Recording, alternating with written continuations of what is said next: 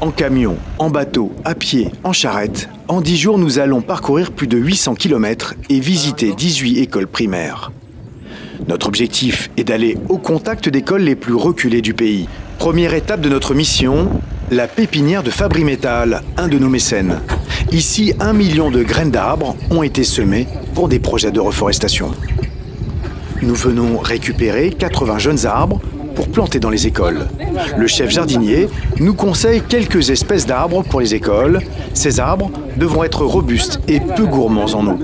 Nous choisissons donc des cocotiers, des moringas, des flamboyants et des thespécias populneas. Nous chargeons les 6000 livres et 80 arbres dans notre camion et nous partons pour le Ciné Saloum à la rencontre de 6000 élèves et de leurs enseignants. Une fois sur place, grâce à l'aide de jeunes Sénégalais engagés, notre logistique est bien huilée.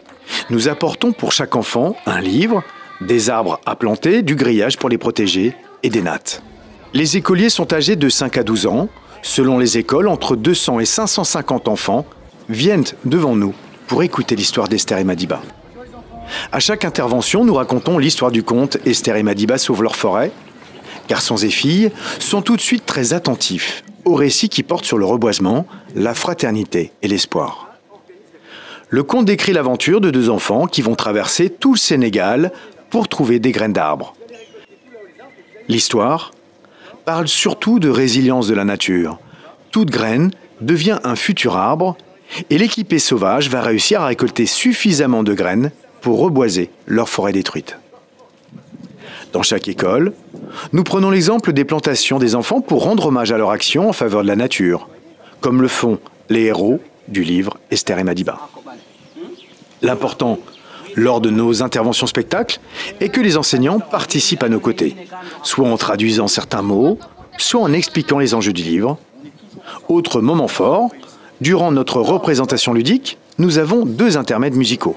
Place ensuite à un autre moment important. Comme les écoliers doivent vivre ce moment comme un événement et donc s'amuser, les enseignants interrogent les enfants sur ce qu'ils ont retenu de l'histoire. Et nous organisons avec eux, à la fin, un grand jeu test où tout le monde gagne. Les écoliers adorent s'affronter et les filles gagnent souvent contre les garçons. Notre joyeuse intervention se termine par la distribution des livres à chaque enfant et à leurs enseignants. Un livre qu'ils garderont toute leur scolarité, avec un double bénéfice. Ils apprendront le français avec le conte pendant 5-6 ans et ils l'utiliseront dans le cadre de l'enseignement à l'écologie devenu obligatoire au Sénégal. Notre demi-journée dans chaque école se clôt par la plantation des arbres que nous avons apportés. À chaque fois, les écoliers mettent la main à la pâte, enfin, à la terre. Les enseignants sont bien sûr présents et expliquent aux élèves comment planter. Un moment ludique qui a aussi un rôle pédagogique.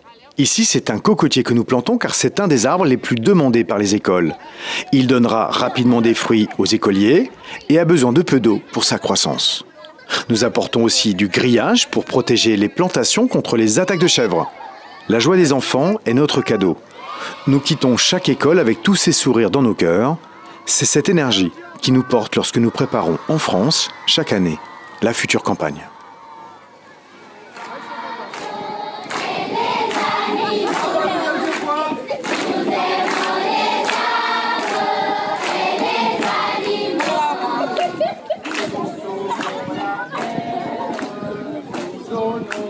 Nous sauvons la terre, nous donnons la vie. Nous sauvons la